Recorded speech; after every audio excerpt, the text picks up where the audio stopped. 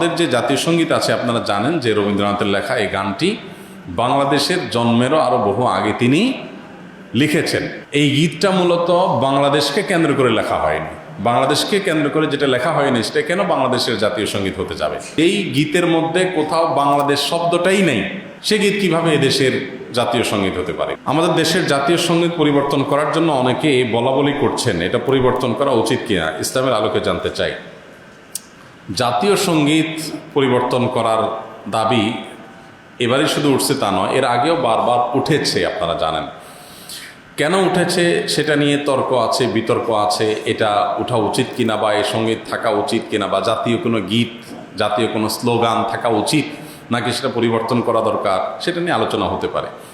আমি সে আলোচনায় যাব, তার আগে একটু প্রাসঙ্গিক অন্য একটা বিষয় বলি। সেটা হলো যে দেশপ্রেমের নামে, দেশত্ববোধকতার নামে, দেশত্ববোধক কাজের নামে আপনি কোনো গীত, মিউজিক সংযুক্ত করে, বাদ্যযন্ত্র সংযোগে আপনি যদি কাউকে শুনতে বাধ্য করান, তাহলে সেটা তার স্বাধীনতার খর্ব করার শামিল, বিশেষ করে মুসলমানদের ক্ষেত্রে। কারণ ইসলাম যেহেতু বাদ্যযন্ত্র যোগে কোনো গান বাদ্যকে অ্যালাউ করে না, কোনো গানকে অ্যালাউ করে না, বিধায় আপনি দেশাত্মবোধক গানের নামে, দেশপ্রেমের নামে আপনি আমাকে যদি এটা চাপিয়ে দেন, তাহলে এটা হবে আমার অধিকার লঙ্ঘন করা, আমার অধিকার খর্ব করা। সোজা কথা, দেশের সংখ্যাগরিষ্ঠ মানুষ যেটাকে হারাম মনে করে সেই কাজ আপনি দেশের মানুষের উপরে চাপিয়ে দিতে পারেন না।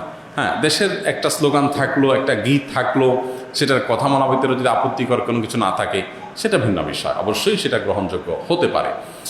এবার আসা যাক এই গানটা নিয়ে, যে আমাদের যে জাতীয় সঙ্গীত আছে আপনারা জানেন যে রবীন্দ্রনাথের লেখা এই গানটি বাংলাদেশের জন্মেরও আরও বহু আগে তিনি লিখেছেন। তো এই গীতটা মূলত বাংলাদেশকে কেন্দ্র করে লেখা হয়নি। বাংলাদেশকে কেন্দ্র করে যেটা লেখা হয়নি সেটা কেন বাংলাদেশের জাতীয় সঙ্গীত হতে যাবে? এটা একটি বিষয়। আরেকটা বিষয় হলো, যেই গীতের মধ্যে কোথাও বাংলাদেশ শব্দটাই নেই, সে গীত কিভাবে এদেশের জাতীয় সঙ্গীত হতে পারে? বিধায় আমি তো মনে করি যে এই দাবিটা অযৌক্তিক না, যে আমাদের জাতীয় সঙ্গীত পরিবর্তন করা এটা সময়ের সবচেয়ে গুরুত্বপূর্ণ দাবিগুলোর মধ্যে থেকে একটি। আরেকটা এখানে বিষয় হলো যে আপনারা জানেন যে হিন্দু ধর্মাবলম্বীরা তারা পূজনীয় বা দেবতাতুল্য এরকম কিছু মানুষ বা কোনো ব্যক্তি বা বস্তু থাকে, তাদেরকে তাদের দৃষ্টিতে তারা সেগুলোকে মা বলে সম্বোধন করে।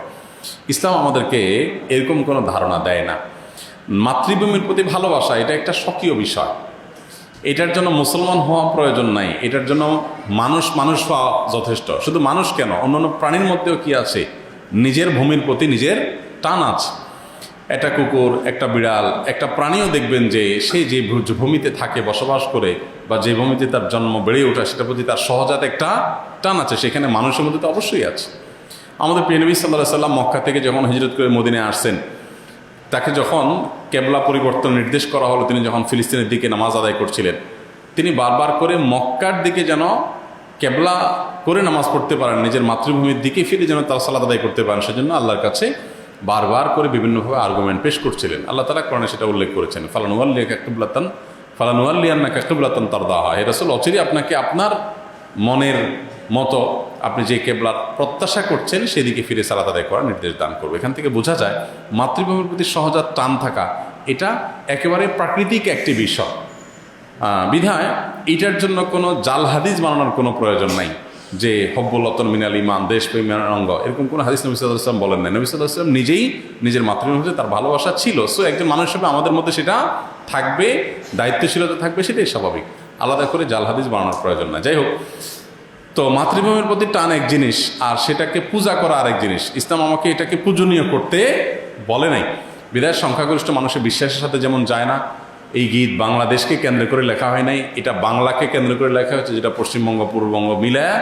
অতএব এই জ্ঞান মূলত এই দেশের জন্য না, যার কারণে এই গীত বা স্লোগান বাংলাদেশের এটা পরিবর্তন হওয়াটাই হলো যৌক্তিক। এটাকে যারা মনে করেন অপরিবর্তনীয় বা পরিবর্তনের দাবি তুললেই যারা মনে করেন যে বোধহয় সব গেল, তারা কি এটাকে কোরআন হাদিস মনে করেন নাকি যে কোরআন হাদিস এটা পরিবর্তন করা যায় না? এটা তো পরিবর্তনযোগ্য। অতএব এটা পরিবর্তন করার দাবিটা আমি ব্যক্তিগতভাবে মনে করি যে অযৌক্তিক নয়।